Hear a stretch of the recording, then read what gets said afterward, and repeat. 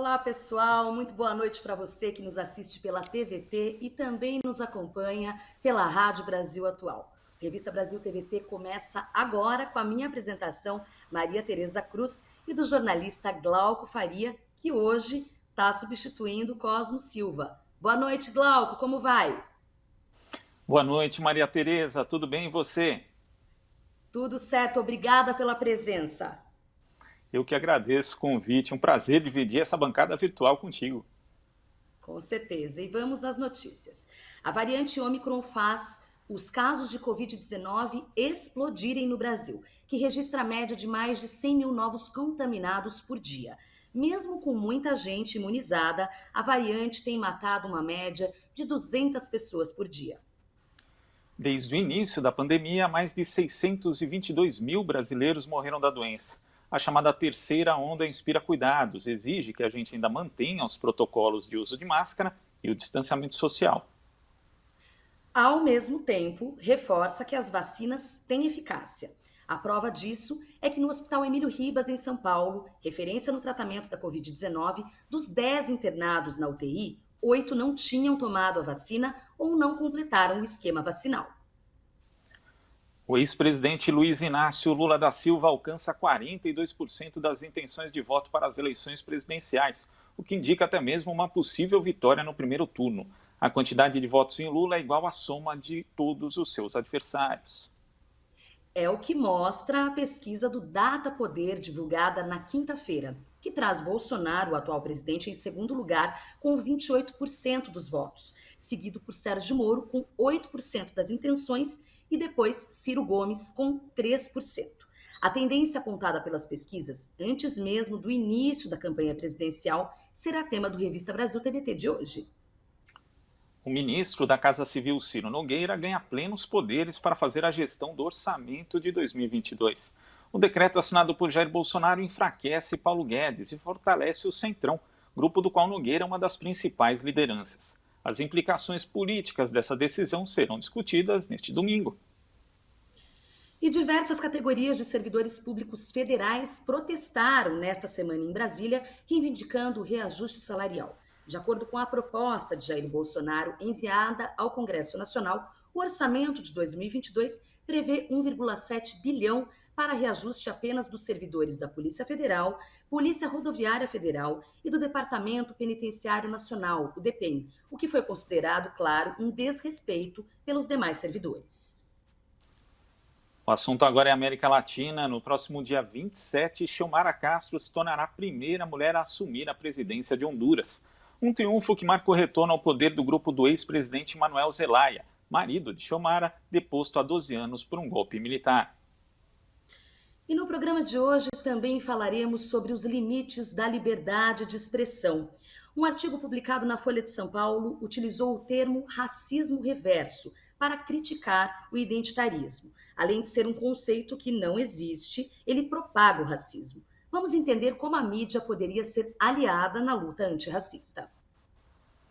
Ontem, 22 de janeiro, Leonel Brizola faria 100 anos. Figura emblemática da política nacional, líder da campanha da legalidade que garantiu a posse do então vice-presidente da República, João Goulart, após a renúncia de Jânio Quadros, um dos nomes mais importantes do trabalhismo brasileiro, Brizola foi governador do Rio Grande do Sul e do Rio de Janeiro, além de ter sido fundador do PDT. E hoje o Momento Cultural com o Colibri na Quarentena vai dar espaço para homenagear uma das maiores vozes da história da música brasileira que nos deixou aos 91 anos de idade. Elza Soares morreu no dia 20 de janeiro de causas naturais. A mulher do fim do mundo contrariou estatísticas, enfrentou fome, racismo e até mesmo a ditadura militar e se tornou uma artista aclamada e agora eterna. Você acompanha o Revista Brasil TVT também pelo YouTube, youtube.com/redetvt. E a campanha salarial do funcionalismo público ganhou as ruas na última semana com os primeiros atos nacionais realizados em Brasília na terça-feira. A partir de amanhã serão realizadas assembleias e novos encontros, já que o tempo é escasso. Por conta da legislação eleitoral, projetos e dotações orçamentárias voltados para reajustes salariais precisam ser aprovados até 180 dias antes das eleições. E para conversar conosco a respeito, temos aqui Maria Júlia Reis Nogueira, Ela que é funcionária pública federal aposentada do Ministério da Saúde, integrante da Executiva Nacional da CUT e da direção do Sintesprev Maranhão. Boa noite, Maria Júlia. Boa noite. Maria Júlia, nós vimos nessa semana diversas categorias dos servidores públicos se manifestando por reajuste salarial, mas em que pé está a mobilização agora? Os servidores estão a caminho de uma unificação da pauta? Olha, na verdade, essa é uma luta que já vem de algum tempo. Eu acho que é importante a gente colocar como chegamos a essa situação. A última reposição salarial do funcionalismo público federal ocorreu ainda no governo da presidenta Dilma. E de lá para cá, nós estamos acumulando perdas salariais. Foi assim do governo Temer e tem sido também do governo Bolsonaro. Então, as perdas salariais do período já somam algo em torno de 40%.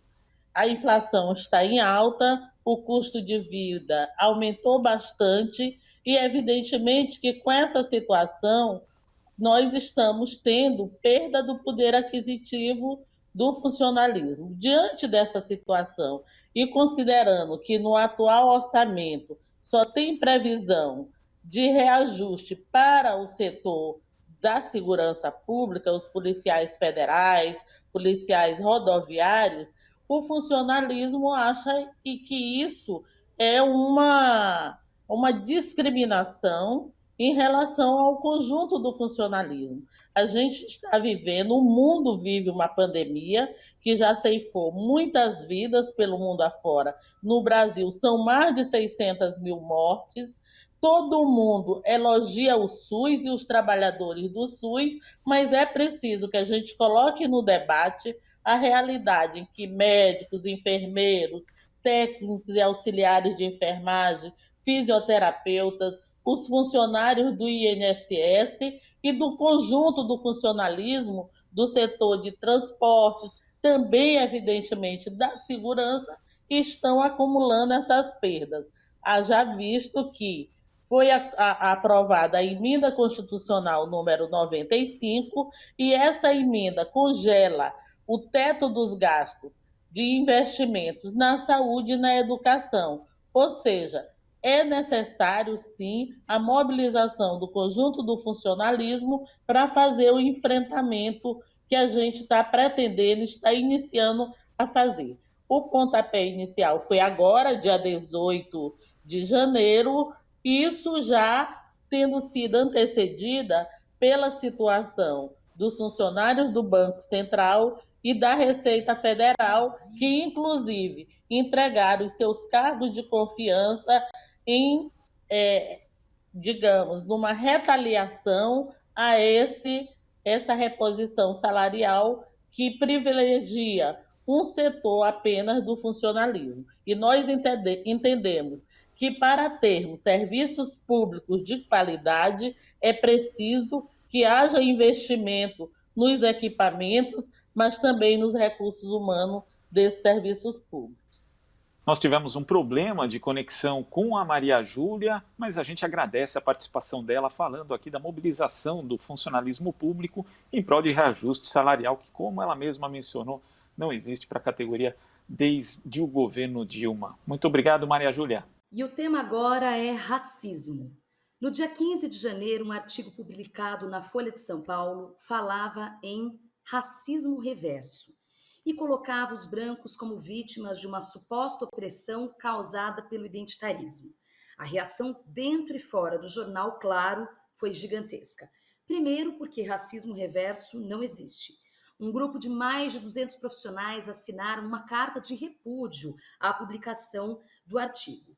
Em segundo lugar, porque a Folha tenta sempre dizer que é plural e que defende a liberdade de expressão. Mas, afinal, há um limite para a liberdade de expressão?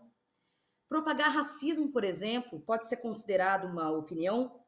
Sobre tudo isso, vamos conversar agora com Nilma Lino Gomes, professora titular emérita da UFMG, coordenadora do Núcleo de Acompanhamento de Políticas Públicas de Igualdade Racial da Fundação Perseu Abramo, Boa noite, professora. E antes da minha primeira pergunta, quero te parabenizar pelo Prêmio Carolina Bori de Ciência e Mulher. Você venceu a terceira edição na categoria Humanidades, então parabéns.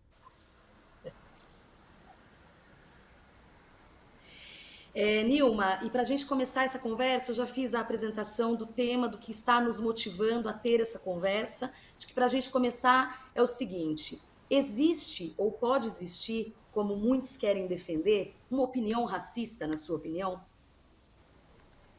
Uma opinião racista? Isso, porque toda essa história começou porque eles dizem que uma opinião racista é válida. Queria saber o que você acha das pessoas que defendem isso. Eu acho que tem um contrassenso nisso aí, né?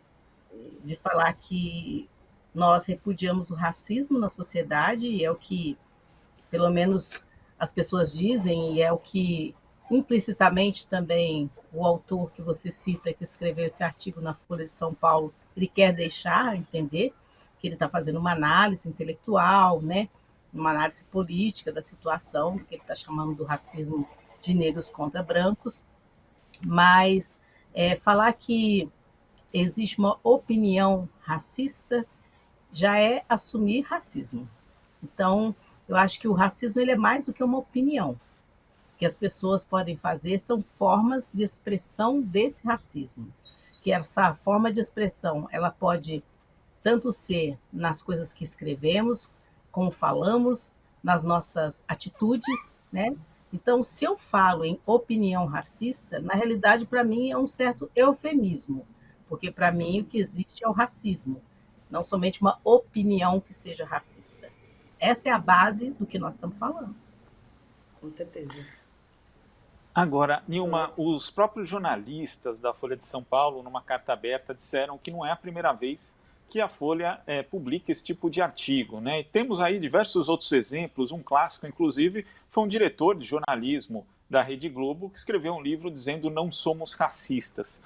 Os meios de comunicação e os principais nomes dos veículos de comunicação aqui no Brasil têm discutido de uma forma séria a questão racial ou têm falado daquilo que absolutamente eles não sabem?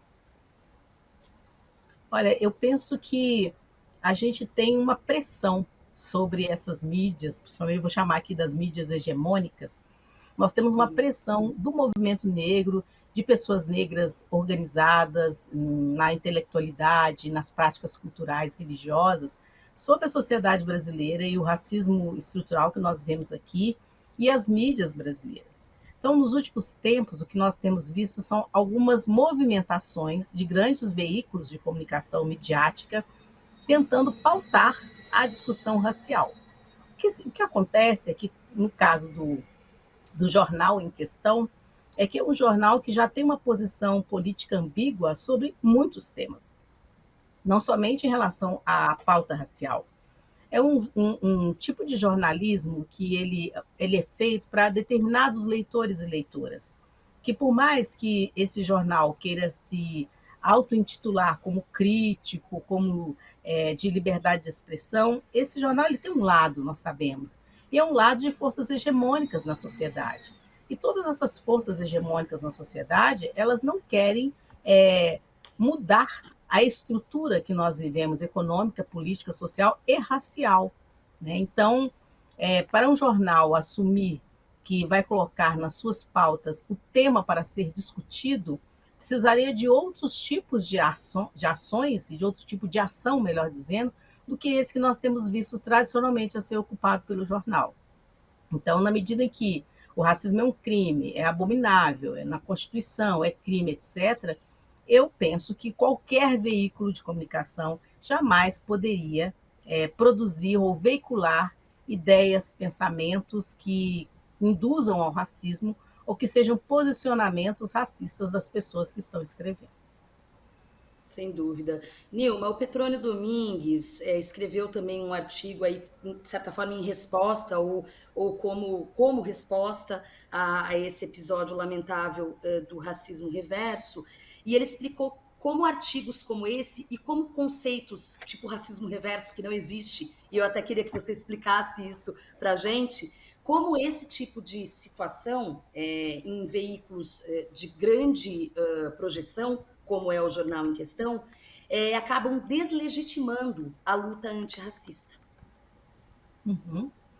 Eu concordo com o que o professor Petrônio colocou, e eu penso que, na realidade, o objetivo é, de fato, deslegitimar, né? Esse é o objetivo.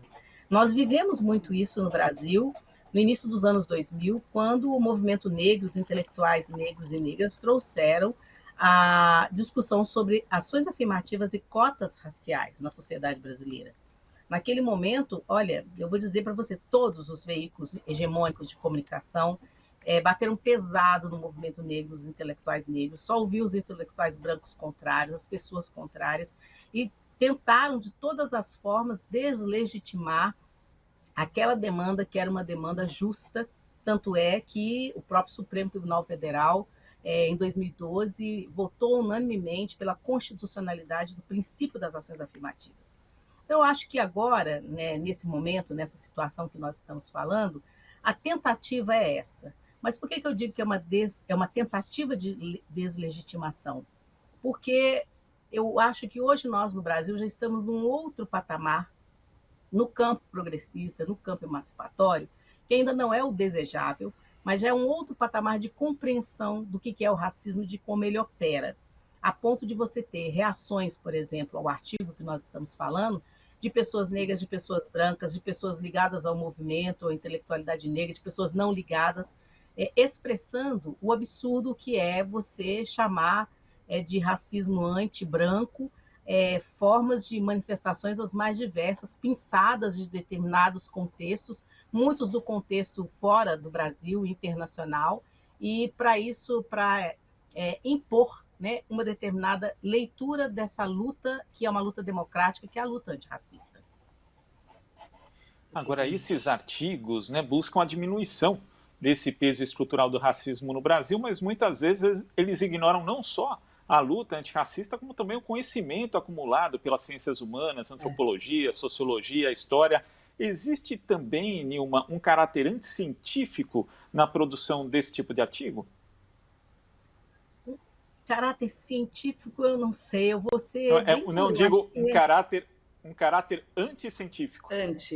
Anticientífico, tá? Porque eu ia falar isso, para mim é um caráter pseudocientífico. Né? É um caráter pseudocientífico, por quê? Porque, olha só, lança a mão de autores, livros, etc., que quando você vai pensar assim, a grande maioria da população não acompanha, não sabe quem é, né? Lança mão de confusões, como o próprio Petrônio apontou no artigo que ele escreveu, de confusões conceituais, né? De conceitos que são caros para que a gente compreenda a discussão da luta antirracista, e em momento algum toca no que, na realidade, nós queremos fazer quando trabalhamos com uma pauta de igualdade racial, de antirracista no Brasil, que é fazer avançar a democracia. É como se nós estivéssemos falando de um caso à parte, sabe? Que não está estruturalmente envolvido no que é o Brasil, no que é a sociedade brasileira. Então, eu acho que é um jogo, né, de retórica, é um jogo ideológico e é um jogo político que dialoga com uma determinada parcela da sociedade que quer, sim, deslegitimar, desculpe, e dar um caráter pseudocientífico ao que é uma opinião pessoal. Sim, sem dúvida.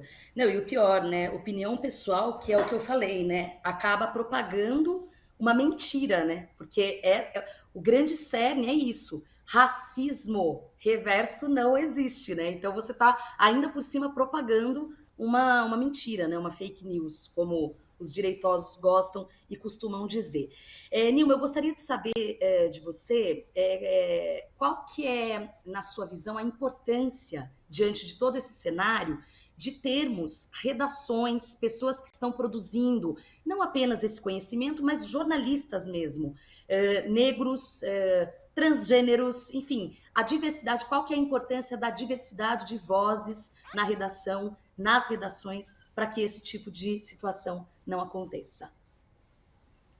Eu acho que é você trazer essa diversidade para um lugar de direito, um lugar democrático de direito, que é ter essa diversidade de sujeitos ocupando e presente nos mais diversos espaços da sociedade brasileira, principalmente nos espaços midiáticos que são formadores de opinião. Todos e todas sabem que fazem uma leitura crítica sobre a nossa sociedade, quão preconceituosa, quão racista, quão misógina, patriarcal a sociedade brasileira é. E os tempos que nós estamos vivendo agora, eles têm mostrado cada vez mais isso.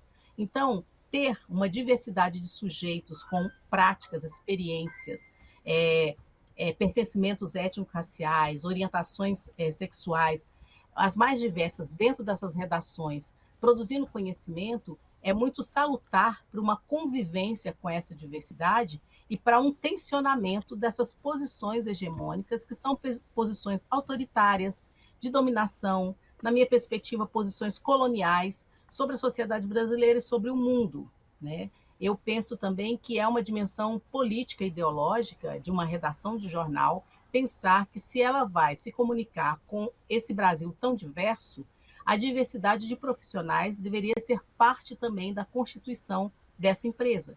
Caso contrário, ela será uma empresa que sempre vai veicular notícias de forma enviesada, com perspectivas muito próximas dos grupos hegemônicos que já existem na sociedade e que ocupam os espaços da grande mídia. E eu acho que é por isso, então, que eu valorizo muito as mídias alternativas, porque são mídias onde essa diversidade ela acontece. E sem essa faca, essa espada tão grande do editor ou da editora, que, inclusive, fazem com que jornalistas mudem a perspectivas das suas próprias entrevistas, dos seus próprios escritos. Sabemos que isso, infelizmente, existe, né? Com certeza. E essa falta de representatividade, ela também fica bastante evidente quando a gente olha para o cenário político, né? Os negros são muito subrepresentados nos parlamentos de uma forma geral e também nos cargos de executivo. E às vezes, mesmo dentro de partidos do campo progressista, tem dificuldades ali nas suas candidaturas para ter acesso a recursos numa eleição, também estrutura. Você acha que 2022 é um momento dessa virada, inclusive dos partidos de esquerda priorizarem essa questão, Nilma? Eu acho que não seria ainda o momento da virada, mas eu acho que faz parte de um processo. Nós começamos esse processo, por exemplo, com as eleições municipais, e onde nós tivemos um maior número de candidaturas negras nos partidos, eu penso aqui nos partidos de esquerda, principalmente, e acho que toda uma discussão, a aprovação de recursos do fundo para candidaturas negras, para candidaturas de mulheres, todo esse processo que vem acontecendo, ele tende a desencadear uma maior presença de candidaturas negras nos partidos de esquerda nas eleições desse ano.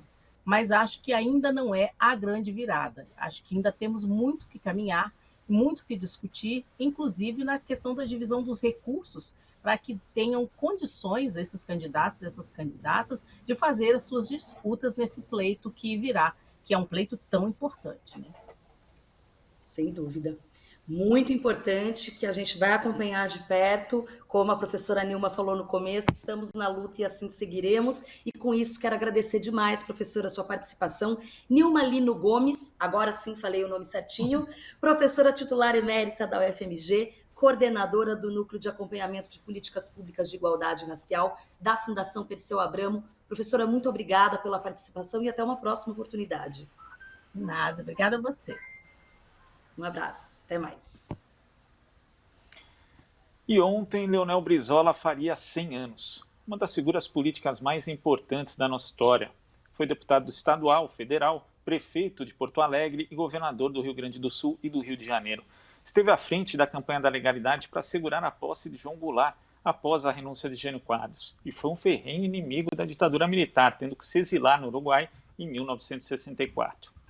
Fundador do PDT após a redemocratização, também é considerado o principal herdeiro do trabalhismo de Getúlio Vargas. E para falar a respeito da trajetória e do legado de Leonel Brizola, temos aqui o jornalista e editor do site Tijolaço, Fernando Brito. Boa noite, Fernando. Boa noite. Ontem foi um dia para refletirmos um pouco, não só sobre o Brizola, mas sobre a trajetória da luta brasileira por direitos sociais. Eu acho que a entrevistada que me antecedeu tocou muito numa numa questão que foi sempre cara ao Brizola, que é essa questão da participação, né, dos negros na vida política brasileira, porque ela expressava também uma participação dos trabalhadores, do povão, e afinal de contas, não é bom que a gente deixe de celebrar o Brizola também, lembrando que em 77, 78, quando ele começou a reorganizar, ainda no exílio do trabalhismo, ele montou um partido em que, pela primeira vez na história brasileira, havia dentro da organização, né, movimentos organizados de negros, de mulheres e depois até de LGBTQI+, que não era uma expressão que se usava naquela época, era o movimento gay, e isso foi um traço de modernidade que pouca gente conhece na trajetória do Brizola.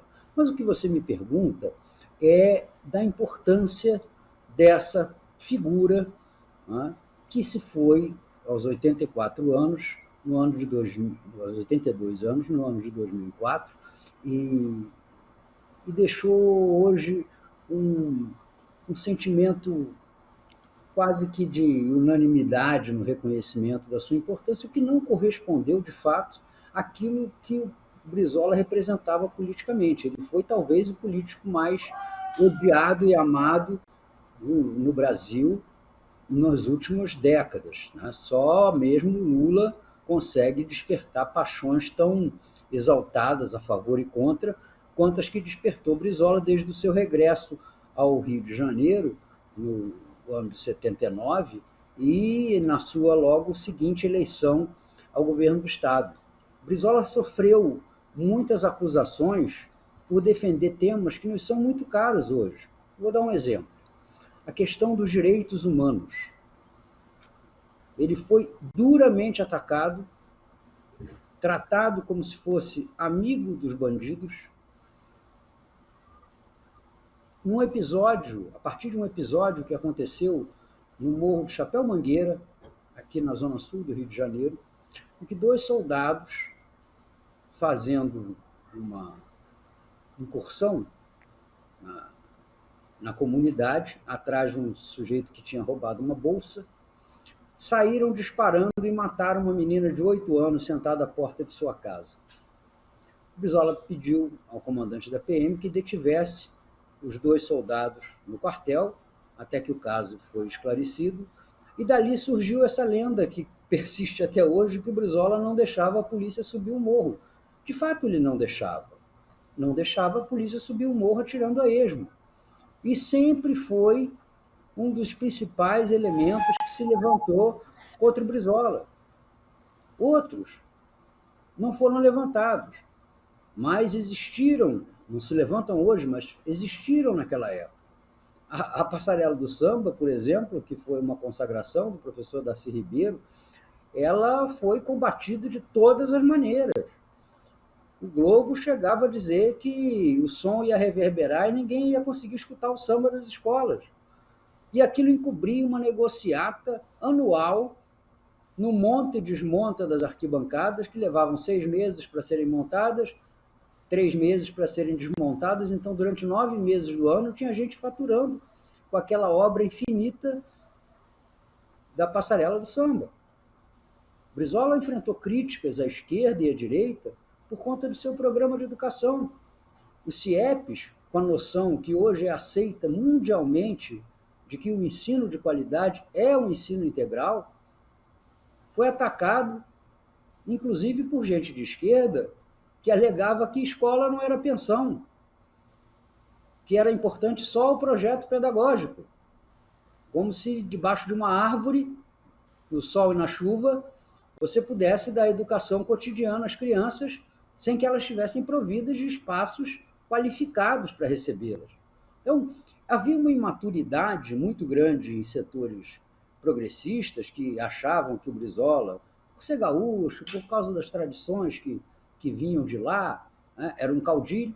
A única vez que o Brizola se meteu numa aventura de natureza militar foi exatamente para defender a democracia, como você mencionou aí, na resistência ao golpe que se tentou dar em 61.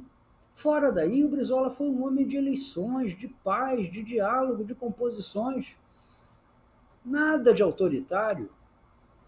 Para aqueles que conviveram diariamente com ele, como eu, durante 20 anos, nem mesmo aquele autoritarismo nas relações pessoais era uma característica dele. Ele era um homem que ouvia muito, não tinha medo de conversar. Da escola do Brizola, eu, por exemplo, recolhi a lição de não questionar hoje o diálogo do Lula com o Alckmin. Qual é o problema? Qual é o problema? O Lula não está colocando a resistência popular, o movimento popular, sob o comando de Geraldo Alckmin. Ao contrário, ele está trazendo Geraldo Alckmin para um projeto de reorganização da vida brasileira que é absolutamente necessário, a não ser que a gente queira pretender, né, continuar com esse clima de confronto, com esse clima de idiotização, né, esse clima de agressividade nas relações políticas, que ninguém se engane. Nada tem de revolucionário. Ele só serve para despertar aquilo que o Roberto Jefferson, naquela quadra infeliz, chamou de instintos mais primitivos. Nós nunca tivemos uma direita tão agressiva, tão intolerante, tão violenta, tão golpista, quanto temos agora nos últimos 40, 50 anos. Então, isso é uma coisa necessária para o Brasil, é uma coisa importante para um país que está em frangalhos. Bom, de volta ao Brizola aqui. Então, o Brizola... Fernando, Oi? desculpa te interromper. Eu aprendi o Brizola a falar... Não, é porque eu tô morrendo de curiosidade e você deu uma pincelada, eu queria te ouvir. Justamente disso. Eu fico pensando na figura do Brizola hoje, com essa situação da política nacional. Eu queria que você falasse um pouco mais o que você acha, onde o Brizola estaria. Não digo em que partido, porque a gente sabe da história dele do PDT, né, da fundação. Não é isso. Eu queria que você discorresse um pouco mais sobre essa abertura de diálogo, que eu acho muito interessante essa perspectiva. Como que o Brizola estaria vendo esse momento que a gente está vivendo? Deixa eu te responder da seguinte maneira. Em primeiro lugar, falar exatamente o que o Brizola faria, eu não posso fazer, porque o Brizola era um criativo. Né? Ele sacava coisas que muitas vezes estão fora do nosso alcance aqui no cotidiano. Eu já fiz muito isso, já falei muito isso. Na época que eu era assessor de imprensa dele no governo, a gente tinha uma sintonia tão grande que muitas vezes eu dava declarações, né, em nome dele, mas sempre com a segurança de que tinha um freio na hora de eu falar, que era o freio de eu levar um puxão de orelhas depois, porque falei alguma coisa que não correspondia ao pensamento dele. Então eu me segurava bastante, mas fazia. Quanto à posição que o Brizola assumiria, eu não tenho a menor dúvida. E para isso basta você olhar a trajetória do Brizola e ver que em nenhuma situação ele ficou contra a vontade popular.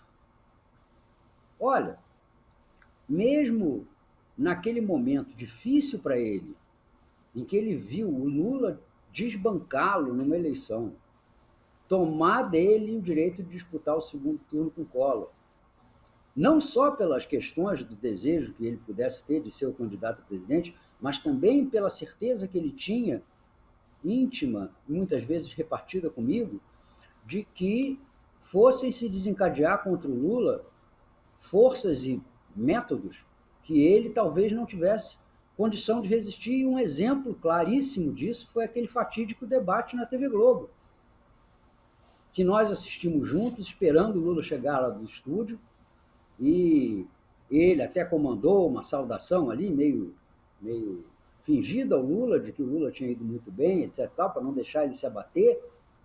Mas a gente viu que o jogo sujo de empilhar aquelas pastas vazias no frente do púlpito que Fernando Collor usou, aquele suor artificial que o Boni confessou que pôs na cara do Collor para parecer que ele estava sendo nervosamente natural ali, aqueles truques, aquela armação, talvez ela tivesse sido mais bem confrontada pelo Brizola, Até porque o Lula, vamos compreender, não fazia 10 anos, era um simples líder sindical, embora o maior do Brasil, um simples líder sindical, pouco acostumado às sujeiras, às baixezas da política eleitoral. Então, mesmo nesse momento, não faltou ao Brizola o maior empenho na defesa da candidatura Lula. Ele não foi para Paris, não foi nem para o Uruguai, a não ser por uns 2 ou 3 dias para descansar, e lá mesmo recebeu o telefonema do Lula, né? Aliás, ali se criou até um mal-entendido, porque o Couto, que era o assessor de imprensa do Lula, deu uma nota para os jornais dizendo que eles tinham se falado ao telefone. O Brizola ficou meio chateado, porque conversa de telefone, conversa dois, não tem que ir para o jornal. Mas nós que estávamos ali naquele entorno do Brizola, ele montou um comitê que era no segundo andar do prédio que ele morava. Então ele baixava ali quando queria conversar com a gente, e a gente estava trabalhando. E foi pela primeira vez, quando veio o Lula, que ele voltou a frequentar o comitê. Então, quando o Brizola desceu, o Brizola está chegando, coisa e tal, e aí abriram a porta e todos esperavam encontrar um homem abatido, quase um cadáver, moribundo ali, depois daquela derrota inesperada, para quem menos ele esperava que pudesse passar à frente dele. E entrou um Brizola lépido e fagueiro, que saiu da reunião com o Lula tomando providências para que no Rio Grande do Sul, no Rio de Janeiro, em outros estados como Santa Catarina e Ceará, que ele tinha tido ótimos resultados, né, que o pessoal que era brizolista passasse a apoiar o Lula. E havia muito ressentimento. Desse período, dessas semanas, que nasceu a história do sapo barbudo, que muita gente acha que foi um xingamento do Brizola para o Lula, e foi exatamente o contrário. Quando o Brizola se elegeu, o irmão do então presidente-general João Batista Figueiredo, do Euclides Figueiredo, perguntado se o Brizola tomaria posse, disse que vai tomar posse. O Brizola é como um sapo, a gente engole e depois expele. Anos depois, na reunião do PDT no Rio Centro, onde havia uma animosidade muito grande da militância, as pessoas estavam machucadas por aquela exclusão do segundo turno, muita gente queria votar nulo, não fazer campanha de nenhum dos dois, né? Sem poder ir para Paris, o pessoal ia para o voto nulo. E o Brizola foi daquele jeito dele, falando horas seguidas, né? Naquele ritmo meio cantado que os gaúchos falam. E a certa altura, ele disse: bom, tanto fizeram contra mim, tanto fizeram contra o trabalhismo, que nos tiraram do segundo turno. Mas pensem no que a história está nos proporcionando. Será que com o Lula nós não vamos ter a chance de fazer eles engolirem um sapo barbudo? A história do sapo barbudo é essa. O Lula era o sapo barbudo que eles teriam que engolir, e afinal de contas acabaram engolindo. E muitos até acharam que o sapo tinha um gosto bom. O sapo não era tão amargo assim. Pois Fernando, e agora... Pode falar. Dessa vez vai acontecer uma coisa. Dessa vez eu acho que vai acontecer uma coisa semelhante. Porque o Milor Fernandes, que era um ótimo frasista, tem uma das tiradas dele que é muito interessante, que diz o seguinte: muito importante, muito mais importante do que a gente ser genial é estar cercado de medíocres, porque a comparação torna isso evidente. Né? Nós estamos muito mal servidos de direita, mas muito mesmo.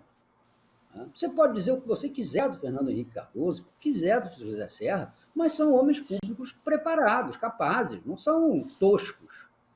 Dessa vez, nós temos 2 candidatos toscos à direita. Jair Bolsonaro eu não sei se ele é o primeiro colocado num concurso mundial de tosquice, mesmo tendo Victor Orbán, porque eu acho que ele vai ser hors concurso. Não vai nem Pois entrar na é. disputa com covardia. E, do outro lado, o Moro, que está fazendo fonoaudiólogo para deixar de ser tati-bitate a essa altura, que não consegue explicar os contratos que ele fez depois de sair da magistratura para trabalhar numa multinacional que está administrando as contas das empresas que foram falidas pela Lava Jato. Não tem estruturas partidárias. O Bolsonaro nunca quis ter estrutura partidária. Ou vocês acham que ele não conseguiria as assinaturas para fundar o tal do Aliança 38? A União Popular consegue. Exatamente. A Fernando, vou cidadania consegue. aproveitar, vou Deixa eu só aproveitar terminar isso aqui. essa. Ah, tá, Se tudo eu estou bem. terminando isso aqui. Então, eles não têm estruturas partidárias. Essa história do PP e do PL é uma mentira, gente. Todo mundo sabe que esses deputados vão pegar o dinheiro das emendas, vão pegar o dinheiro das obras, entendeu? E vão, na hora de fazer o palanquezinho lá, dê graças a Deus Jair Bolsonaro, se eles não falarem em ninguém, em candidato nenhum. Porque vocês imaginam que um candidato a deputado lá em Arapiraca vai cair na besteira de falar mal do Lula, com 60%, 70% dos votos a favor do Lula? Não vai. Bolsonaro não tem máquina partidária e o Moro também não tem. Tem esse Podemos, que é o não Podemos. Ele já está aí, segundo o Lauro Jardim publicou na sexta-feira no Globo, já está negociando com o Bivar trocar de partido em 2 meses. É um desses casamentos aí que dá até para anular no cartório, de tão rápido. Não precisa nem divórcio. Sem dúvida. E vamos ver por quê, né? O que vai se alegar nesse casamento, digamos assim, inconsumado. E falando em política atual, política do presente, a gente está no finalzinho, mas eu quero falar contigo, Fernando, sobre a última jogada do Bolsonaro, ou o último aceno, ou a última, não posso falar, que ele fez ao Centrão, dando plenos poderes aí ao ministro da Casa Civil, Ciro Nogueira, para fazer a gestão do orçamento 2022. Bom, só o fato dele ter colocado o Ciro Nogueira na Casa Civil lá atrás já foi realmente um presentão. E agora este outro presente que enfraquece Guedes, que é um desafeto, por assim dizer, do Centrão. Queria saber como analisar este momento deles brigando entre eles, né? Tá bem engraçado, inclusive. Qual as análises possíveis? Eu faço uma pergunta. Alguém percebe no Bolsonaro algum desejo de governar? Não. Governar para ele é um incômodo, é um enfado. O Centrão, além de funcionar do ponto de vista do bloqueio a qualquer processo de impeachment que pudesse correr contra ele na Câmara dos Deputados, além de funcionar como, pelo menos, uma aliança formal de partidos dando apoio a ele e garantindo um tempo de televisão que ele nem sequer vai usar. Vão ser esses doidos que circulam em torno dele que vão usar, vão inventar alguma campanha tipo Mário Frias ou aquele outro lá da Fundação Palmares, reacionária, neonazista, para ocupar aquele espaço. Bolsonaro não tem a menor intenção de governar e nem de fazer política pelos moldes convencionais. E o Moro também não. Ele não tem proposta. A proposta dele é: vamos criar uma força-tarefa, vamos criar um tribunal. É tudo igualzinho ele fazia lá em Curitiba. É tudo igualzinho, não tem diferença nenhuma. Só falta colocar o Deltan Dallagnol como ministro do PowerPoint. Não tem nada, eles não têm propostas. Houve uma coisa que o Lula, na entrevista aos blogueiros, disse que merece muita atenção. O PSDB do Dória, que a terceira força, além dessas duas, o Bolsonaro e o Moro, é o Dória, a terceira força da direita. O Dória é de outro PSDB, que não é o do Fernando Henrique, não é o do Serra. Então, a direita está órfã. Reparem uma coisa, o mercado financeiro nem mais está se abalando com a possibilidade do Lula vencer as eleições.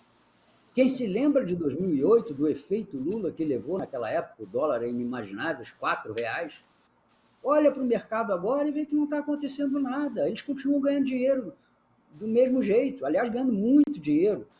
Quem puder procurar lá no site da BBC, na sexta-feira, saiu uma reportagem da Thaís Carrança, muito interessante, sobre os 5 sinais de que a elite brasileira não só não sofreu nada durante a pandemia, como também lucrou e ostentou mais ainda.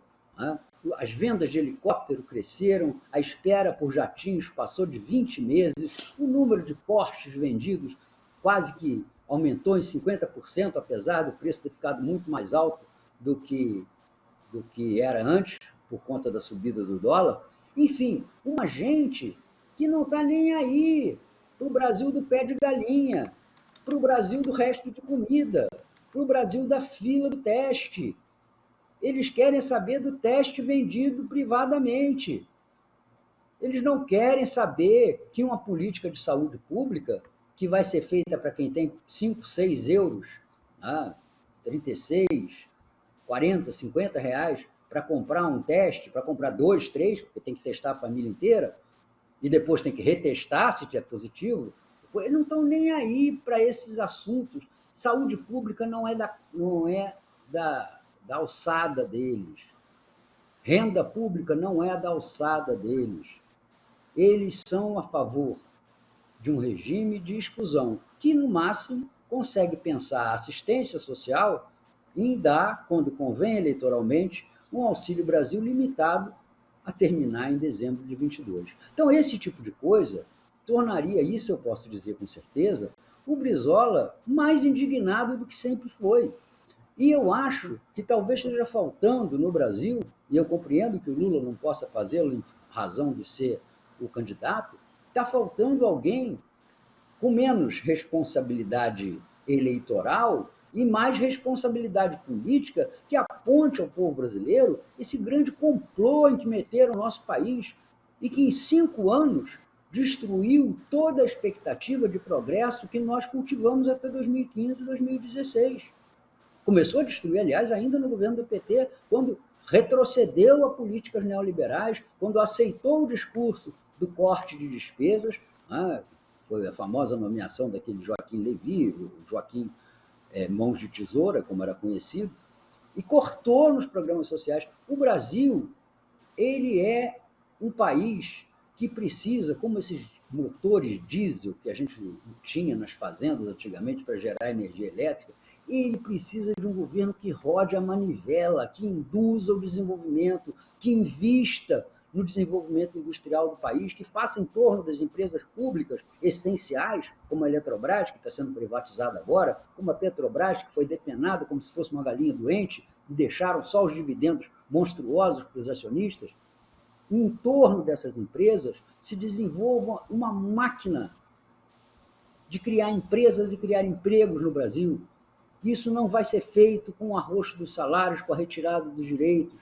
Não é possível que nos anos 2020 nós digamos que é a legislação trabalhista que o Brasil suportava, a economia brasileira suportava nos anos 50, que é ela que entrava o nosso desenvolvimento. O que entrava o nosso desenvolvimento é a incapacidade da elite brasileira de enxergar o Brasil como um bom negócio, como um investimento que daqui a 20 ou 30 anos vai estar lucrando, vai estar ganhando muito mais do que hoje.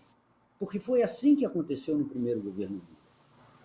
Então, se eu pudesse dizer alguma coisa a quem conserva a memória carinhosa, conserva a memória respeitosa, conserva a memória de admiração ao Brizola, é que a melhor maneira de homenagear o Brizola nesse seu centenário é continuar fazendo o que ele sempre fez.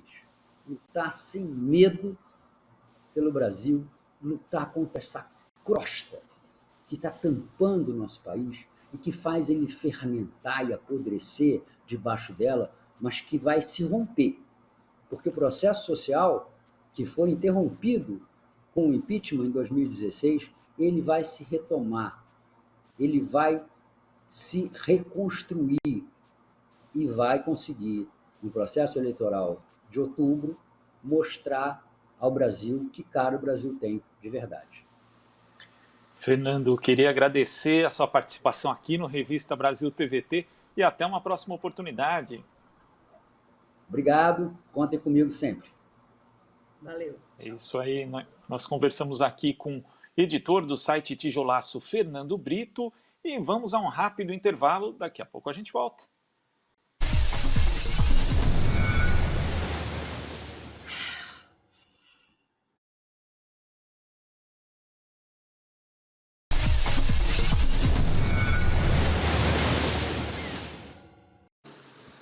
De volta com o Revista Brasil TVT e sem demora vamos falar de eleições presidenciais. Afinal de contas, a gente acha que vai demorar, mas outubro é logo ali. O ex-presidente Lula aparece como favorito nas eleições presidenciais em todos os cenários, segundo as pesquisas de intenção de voto realizadas nas últimas semanas, ou bem dizer, nos últimos 2 meses com mais presença. A mais recente, do Data Poder, coloca Lula com 42% de intenções de votos. Atrás dele vem o atual presidente Jair Bolsonaro com 28% de votos, mas já mostrando alguma pequena desidratação na comparação com a pesquisa anterior, realizada pelo mesmo instituto no final de dezembro. Em seguida, temos o ex-ministro e ex-juiz Sérgio Moro com 8% de votos. Os outros candidatos não chegam nem a 6%, nem a 5% se somados, na verdade. Entre os homens, Bolsonaro lidera com 41% dos votos. Entre as mulheres, Lula tem 48% dos votos e teria chances, inclusive, de vencer no primeiro turno. E Bolsonaro tem alta rejeição entre nós mulheres, conquistando apenas 17% do eleitorado. Sobre tudo isso, pesquisas, expectativa para as eleições presidenciais, mesmo antes, claro, de a campanha oficialmente começar, conversamos agora com o sociólogo Marcos Coimbra, presidente do Instituto Vox Populi. Como vai, Marcos? Muito bem, muito obrigado pelo convite. Estou sempre pronto para tratar desses assuntos, ainda que não tenha nenhuma certeza para oferecer para vocês. Com certeza, Marcos, e eu sempre costumo dizer isso, a gente tem que ser cuidadoso, porque é claro que muita água vai rolar debaixo da ponte, como eu costumo dizer, a campanha ainda nem começou, mas eu acho que para a gente começar, eu gostaria que você trouxesse para a gente, assim como você fez em entrevistas recentes, essa questão, eu não gosto da palavra favoritismo, justamente por isso, mas como o Lula vem crescendo, também a reboque de uma rejeição que vem aumentando do Bolsonaro. Então, eu gostaria de começar com essa análise. Bom, Tara, o Lula é favoritíssimo para ganhar a eleição deste ano. Sinceramente, não me lembro, não sei se houve no passado remoto alguém com um favoritismo que se pode considerar parecido com o do Lula agora. Mas eu não conheço. Pelo tudo que eu já vi de política brasileira, história eleitoral, nunca houve um candidato tão favorito quanto o Lula é para ganhar a eleição deste ano. O que não é, na verdade, uma surpresa. Lula, desde 2002, de todas as eleições que participou, e mesmo daquelas em que ele preferiu não participar, ele sempre foi favorito. Foi favorito em 2002, favorito em 2006, era favorito em 2010, se tivesse querido, tivesse permitido que alguns de seus aliados no Congresso fossem adiante com a ideia de uma terceira eleição seguida, que havia a possibilidade de discutir. Afinal de contas, Fernando Henrique tinha se proposto a ser candidato no cargo a um segundo mandato. O Lula poderia, se quisesse, ter sido candidato a um terceiro mandato, permanecendo no cargo. Não foi isso, ele preferiu seguir a Constituição, ao contrário do Fernando Henrique, e não foi candidato em 2010, mas era favorito. Assim como era em 2014.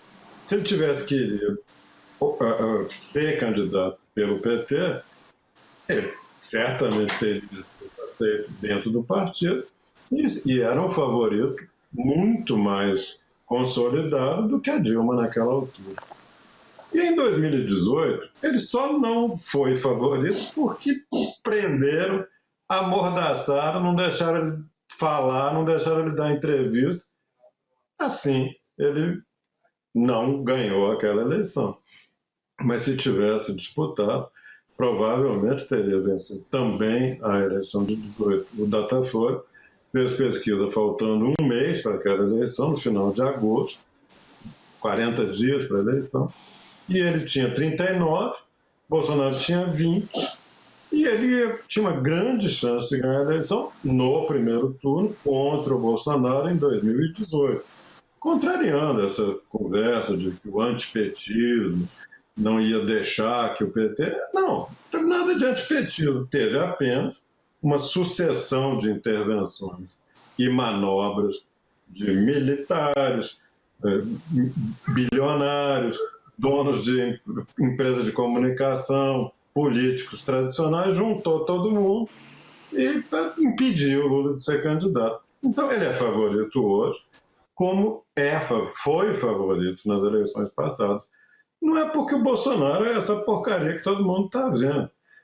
É claro que um candidato de tão baixa qualidade como o Bolsonaro aumenta. Claro que um voto de quem diz assim, pelo amor de Deus, Bolsonaro não. Então é possível que Bolsonaro ajude alguma coisa nesse favoritismo do Lula. Mas eu sinceramente não acredito. Lula é favorito porque as pessoas gostam dele, porque acham que ele foi um bom presidente, pode vir a ser um bom presidente de novo, só por isso, é coisa simples. E o Bolsonaro está cada vez perdendo mais substância, porque é uma porcaria de um presidente que faz um governo calamitoso, um desastre na economia, um desastre na saúde, um desastre na educação e no meio ambiente, e vai por aí.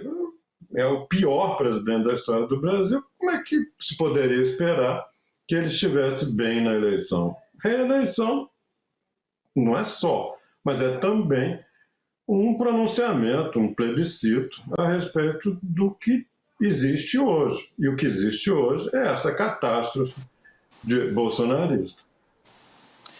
E mesmo ele sendo esse que é o pior presidente do Brasil, como você considera, Marcos, a gente vê que o terceiro colocado ali, em geral, que Sérgio Moro, nas pesquisas, né, ele tem 2 vezes ou 3 vezes menos percentual de votos do que o próprio Jair Bolsonaro, que apontaria para um caso de segundo turno, um enfrentamento entre Lula e Bolsonaro.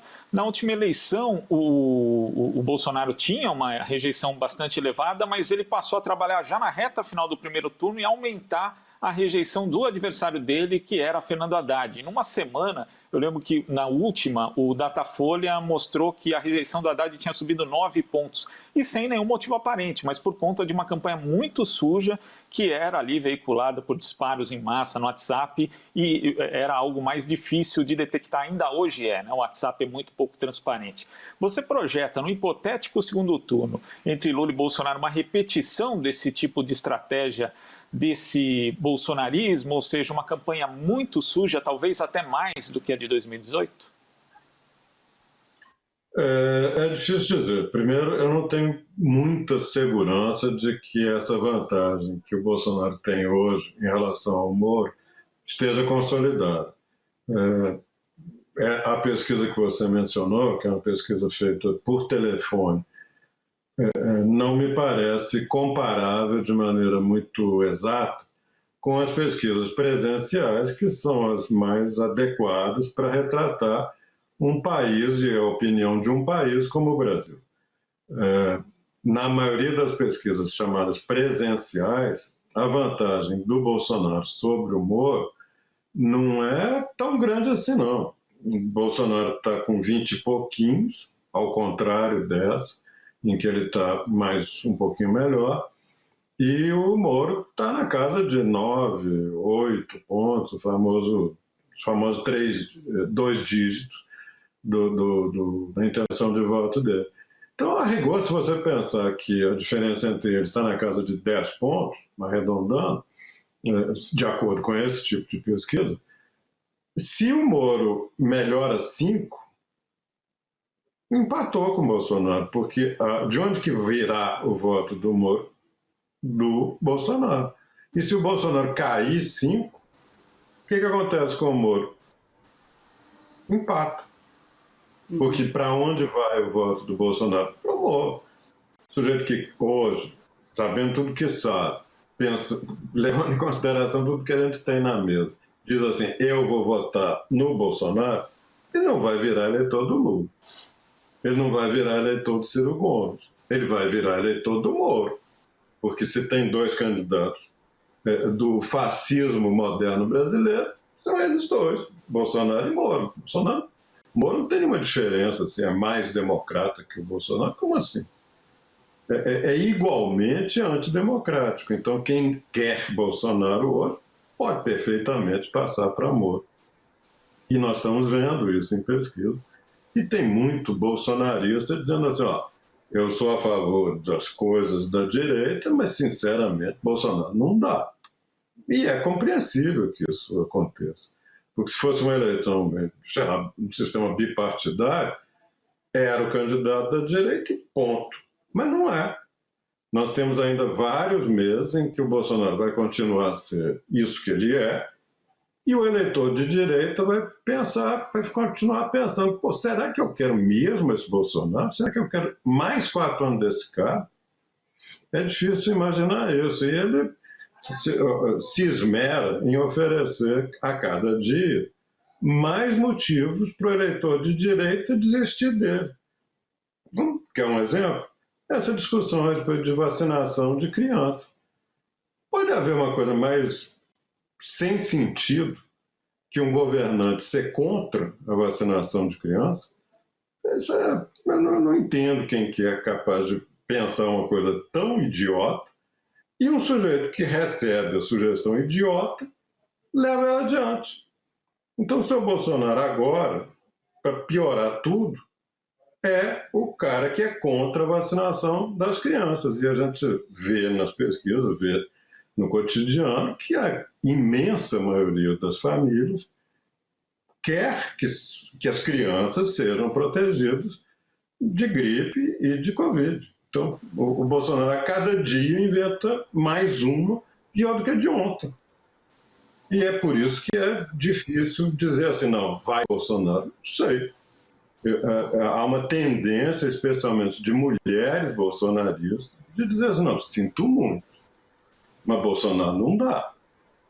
Então, vamos imaginar um cenário, hoje, concordo contigo, o cenário mais provável hoje é Lula, com enorme vantagem, contra Bolsonaro.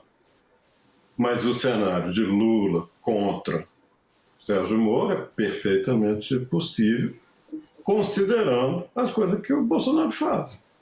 E o Moro é uma porcaria de candidato. Vamos deixar claro, ele não sabe nada de Brasil, é um papagaio que fica repetindo as coisas que dizem para ele, finge que está preparado para ser presidente, obviamente não está. Tem uma trajetória profissional altamente questionável, com essa coisa de vai para os Estados Unidos, arruma emprego com os caras que ele ajudou a ficar rico. É um picareta de marca maior, mas tenho que admitir que ele não é o sujeito que vai para a rua dizer que criança não pode vacinar, que fica fazendo corpo mole para não deixar a vacinação das crianças. Então, existe um cenário concreto de um hipotético segundo turno, porque hoje, nas pesquisas presenciais, a vantagem do Lula para ganhar no primeiro turno é considerável. Também não quero dizer que está consolidado. Sim, não, sem dúvida. O que você falou agora, Marcos, é interessante, porque é isso, né? A gente está numa situação tão bizarra com o atual presidente que qualquer posição razoável, você fala assim, não, o cara é razoável, né? Tipo, tá bem ok. Marcos, queria falar, você mencionou as mulheres, e aí eu queria falar um pouco de estratificação dessas pesquisas, o que você pode trazer para a gente sobre isso? Eu tenho acompanhado alguns debates em círculos de mulheres, e a rejeição entre mulheres do Bolsonaro é imensa. E algumas pesquisas também indicam que a faixa etária entre 25 e 45 anos indica uma propensão a Lula, né, e uma rejeição maior a Bolsonaro, e os 60 a mais, que são basicamente as pessoas que mais usam o Facebook, que hoje para as pessoas é indicada ou é chamada de uma rede fantasma, né? Em detrimento de outras, o Twitter, o Instagram e o TikTok, por exemplo, que são redes mais jovens. O que você tem para nos dizer sobre essa estratificação dentro desse cenário? Bom, tem muito tempo, Tereza, que os resultados convergem para um tipo de perfil do eleitor do Lula e um perfil completamente diferente do eleitor de direita, seja bolsonarista, seja Sérgio Maurício. Como eu estava dizendo, é tudo a mesma porcaria. Mas, em termos de perfil, são diferentes. Lula é majoritariamente votado por pessoas de renda mais baixa, escolaridade mais baixa, predominantemente por mulheres, com uma vantagem sobre o Bolsonaro muito expressiva. Na população negra tem uma enorme vantagem. Entre pessoas que se identificam, vamos dizer, de formas alternativas às divisões tradicionais de gênero, a mesma coisa. Então, digamos que o Lula é um candidato de um Brasil mais real, maior, mais próximo das suas tradições culturais, sociais. Ou seja, o Lula está na frente porque ele expressa a maioria do país. Mais jovem, mais feminino, mais negro, mais, digamos, disposto a aceitar formas alternativas de sexualidade. Então, esse Brasil mais moderno é o Brasil do Lula. O Brasil do Bolsonaro e do Moro é um Brasil branco, predominantemente masculino, predominantemente de classe média e alta, já teve uma grande vantagem no eleitorado com escolaridade superior, perdeu essa vantagem, e ao longo da pandemia, as pessoas de maior nível de escolaridade, que gostavam do Bolsonaro, que eram contra o PT, sei lá por que razão tinham, o fato é que foram parando, foram deixando de apoiar o governo e de acreditar no Bolsonaro, que é, aliás, muito compreensível. O que ficou para o Bolsonaro? Uma baixa classe média, com escolaridade média, branca, em muitos casos mais maduro. Então é isso, é um Brasil mais velho, mais masculino, mais branco, e é mais velho em termos de ideias, cultua coisas de antigamente, golpe militar de 64, sei lá, essas coisas. Então existe realmente uma diferença muito grande em termos de perfil socioeconômico na maioria vamos dizer, na composição do eleitorado dos dois. Eu acho que não é errado dizer que o eleitor do Lula é a cara do Brasil. E o eleitor do Bolsonaro é uma cara distorcida, não estou dizendo no sentido negativo, é uma cara distinta do Brasil maior, do Brasil da maioria das pessoas. Marcos, queria agradecer a sua análise aqui no Revista Brasil TVT e até mais. É um prazer, um abraço para vocês, bom trabalho. Bom trabalho, obrigado. E os casos de Covid-19 por causa da variante Ômicron explodiram nas últimas semanas. Soma-se ao fato de que essa variante é bastante contagiosa, as festas de fim de ano e, claro, o período de férias. Muita gente tem viajado. Na última quinta-feira, em 24 horas, foram 168 mil confirmações de infectados no Brasil. As mortes, no entanto, não têm acompanhado essa escalada, mas ainda assim acontecem, especialmente entre os não vacinados. No meio disso tudo, a vacinação infantil, aos trancos e barrancos, começou, felizmente, no Brasil. E o Instituto Butantan anunciou também, nesta semana, que a Coronavac pode sim ser aplicada nos pequenos. Sobre essa chamada terceira onda da pandemia, variante Ômicron e a vacinação, recebemos agora aqui no Revista Brasil TVT, Lígia Bahia, médica especialista em saúde pública e professora da UFRJ. Como vai, doutora? Ei, obrigada, boa tarde. Vamos indo, né, aos trancos e barrancos, né? Nós, a vacinação, enfim, o Brasil, né? Exatamente. Mas obrigada pelo convite. Muito obrigada pela presença. E para a gente começar, acho que é importante, eu vou começar de baixo para cima, né? Eu abri falando dos casos em geral, mas queria abordar inicialmente a questão da vacinação infantil.